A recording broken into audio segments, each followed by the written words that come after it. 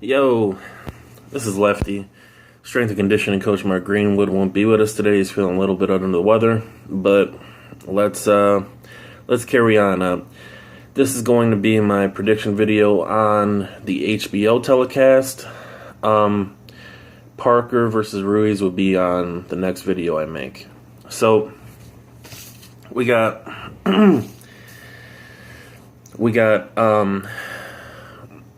we got Beltran versus Menard in the first fight on HBO. Now, Beltran, he came to fame with being Pacquiao's sparring partner in a lot of fights in Pacquiao's earlier career. When he was on the rise from featherweight to welterweight. Now, Beltran is an aggressive guy. He's got skills. Solid pro.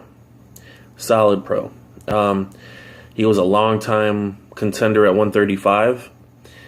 And in the last couple years, since 2014, he lost to Terrence Crawford.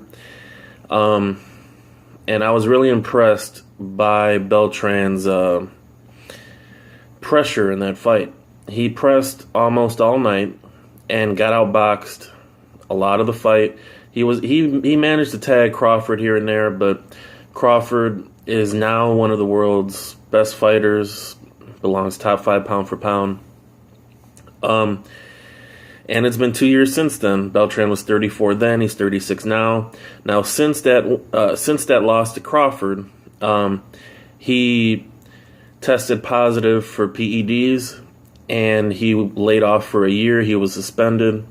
And then he came back in the beginning part of 2016 and won 2 fights against low-level opposition. So he really hasn't had a tough 12-round fight in 2 years. Menard, if you haven't watched the prospect fights on Showbox, you probably don't know who he is.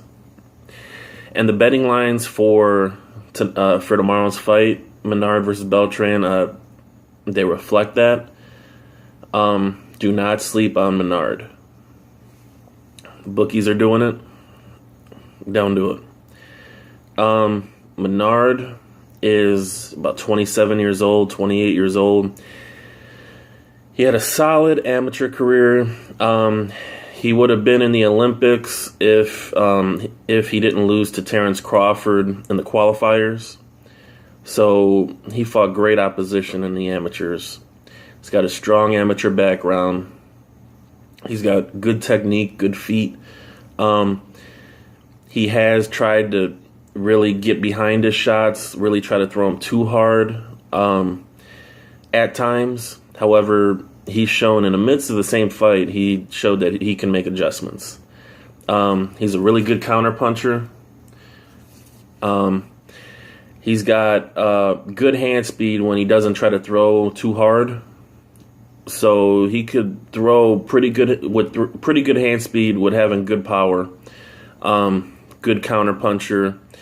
Gets his feet in great position. 2 drawbacks on Menard would be that he doesn't jab enough. He doesn't really jab. He looks to wing power shots and to counter his opponent with power punches. So I wish he had a more consistent jab. He hasn't shown that, so I don't expect him to do that in this fight. Even though Crawford jabbed Beltran all night, I don't expect Menard to do it. I expect Menard to wait until Beltran gets inside and then counter off of Beltran's work. So that's why this could be a good fight. If Beltran could bring the heat like he brought against Crawford 2 years ago, Menard will have countering opportunities. And Beltran is skilled enough to counter off of Menard's counter punches. So this could be a very underrated fight. The original fight was supposed to be Juan Diaz against Beltran, and Juan Diaz got hurt, and Menard filled in. So,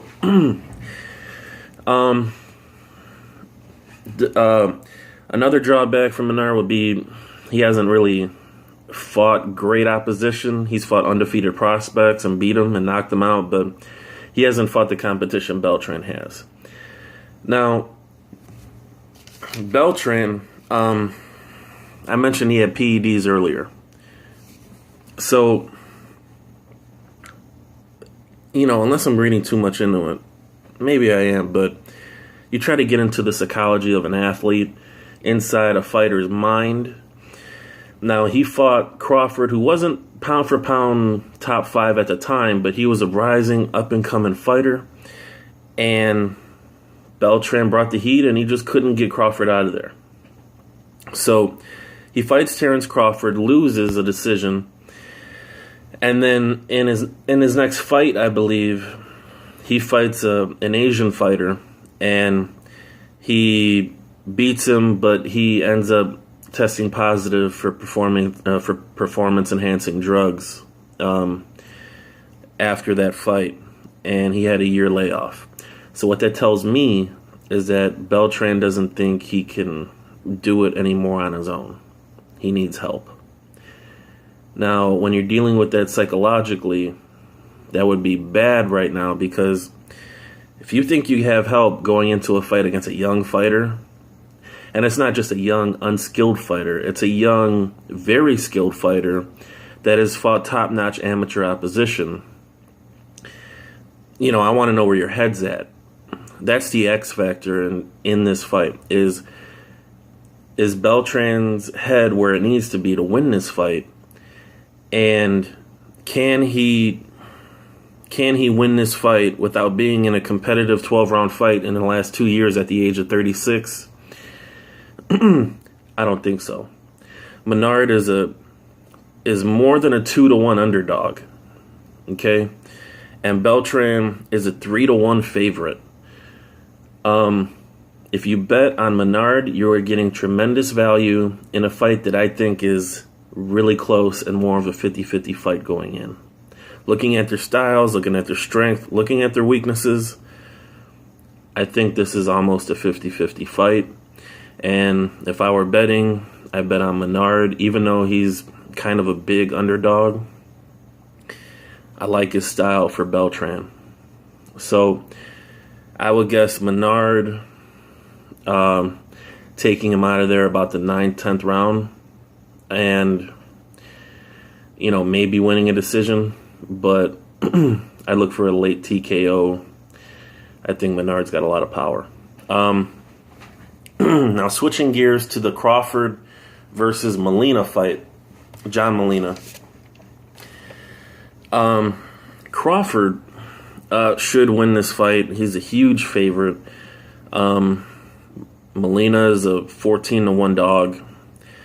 I expect Molina to try to really push the pace against Crawford and to really try to get him in a corner, get him on the ropes, try to jab his way in against Provodnikov. I believe he was throwing more than 35 jabs around, and he just jabbed Provodnikov all night.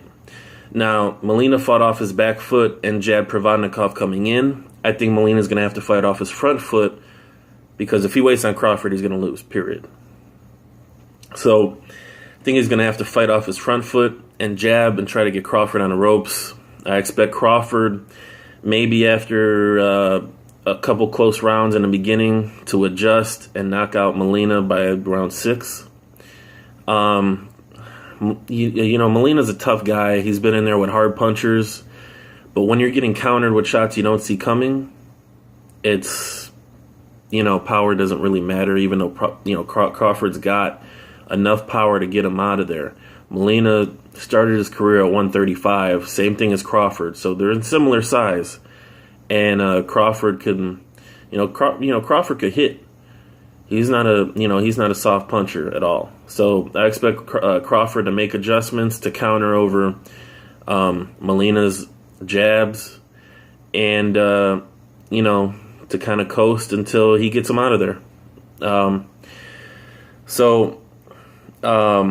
Don't sleep on Menard. Expect a late knockout, maybe a decision, but Menard can bring it, and he's got skills too.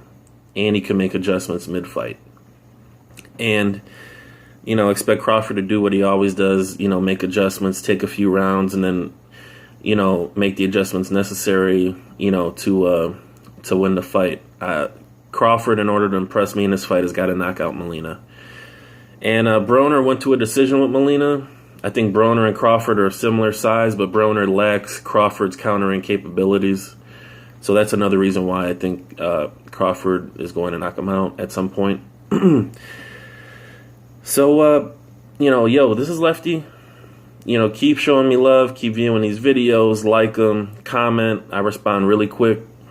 Once again, if there's anything else you want me to talk about, sports related, hit at me in the comment section. Other than that, have a great boxing weekend. Lefty is out.